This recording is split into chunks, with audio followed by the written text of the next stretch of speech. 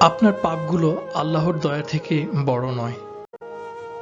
যে ব্যক্তি মানুষকে দয়া করে না, আল্লাহ তার উপর রহমত বর্ষণ করেন না। আমি আল্লাহকে সবচেয়ে বেশি ভয় পাই, তারপর সেই মানুষকে ভয় পাই যে আল্লাহকে মোটেই ভয় পায় না। রোজাদারের মুখের দুর্গন্ধ আল্লাহ তাআলার কাছে মিশকের চেয়েও বেশি ঘ্রাণযুক্ত। মনে রেখো, তোমার শত্রু তোমার বন্ধু, আর তোমার শত্রুর বন্ধু তোমার শত্রু। যে নিজের মর্যাদা বোঝে না, অন্যেও তার মর্যাদা দেয় না। যেসব পাপ কাজ তোমরা গোপনে করে থাকো সেগুলোকে ভয় করো, কেননা সেসব পাপের সাক্ষী স্বয়ং আল্লাহ তাআলা নিজেই। অতিরিক্ত সমালোচনা করবেন না। অতিরিক্ত সমালোচনা ঘৃণা এবং খারাপ চরিত্রের দিকে এগিয়ে নিয়ে যায়। আপনার দ্বারা নেক কাজ সাধিত হলে আল্লাহ তাআলার প্রশংসা করুন এবং যখন অসফল হবেন তার কাছে ক্ষমা প্রার্থনা করুন। কল্যাণপ্রাপ্ত তো সেই ব্যক্তি যে নিজের পাপসমূহ তাকে অন্যদের পাপের দিকে আঙ্গুলির নির্দেশ থেকে বিরত রাখে। আল্লাহর ভয়ে তুমি যা কিছু ছেড়ে দিবে, আল্লাহ তোমাকে অবশ্যই তার চেয়ে উত্তম কিছু দান করবেন।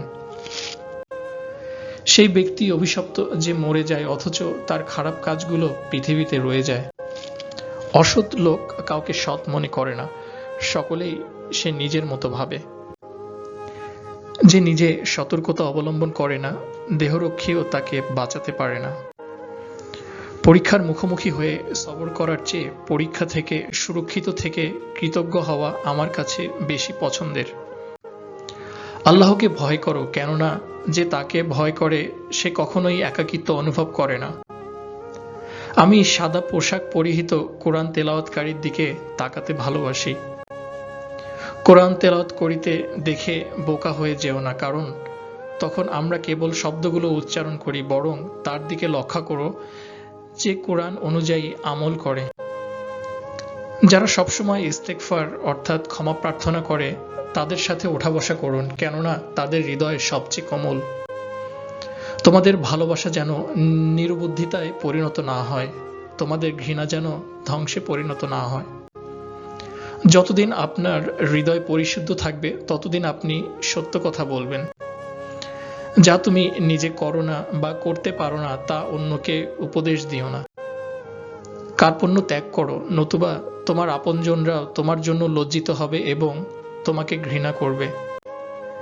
বুদ্ধিমান ও সত্যবাদী ব্যক্তি ছাড়া আর কারো সঙ্গ কামনা করো না। হীন ব্যক্তির সম্মান করা ও সম্মানীয় ব্যক্তির অপমান করা একই প্রকার দোষের।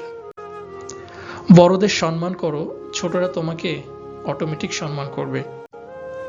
সবচেয়ে সুখী ব্যক্তি সেই যাকে আল্লাহ তাআলা একজন পূর্ণবর্তী স্ত্রী দান করেছেন।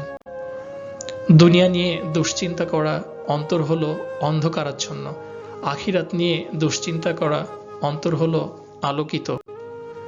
যারা অন্যদের মন কাটতে এমন কিছু বিষয় দাবি করে যা তাদের মাঝে নেই, আল্লাহ তাদেরকে অপমানিত করবেন। আল্লাহর আনুগত্য ছাড়া অন্য কোনো মাধ্যমে আল্লাহর সাথে একজন ব্যক্তির কোনো সম্পর্ক থাকে না। জাহিলিয়াতের প্রকৃতি অনুধাবনে ব্যর্থতা শুরু হলে একে একে ইসলামের বন্ধনী বিচ্ছিন্ন হতে থাকবে। অপরের কষ্ট দূর করার জন্য কষ্ট করার মাঝে রয়েছে মহত্বের প্রকৃত নির্যাস।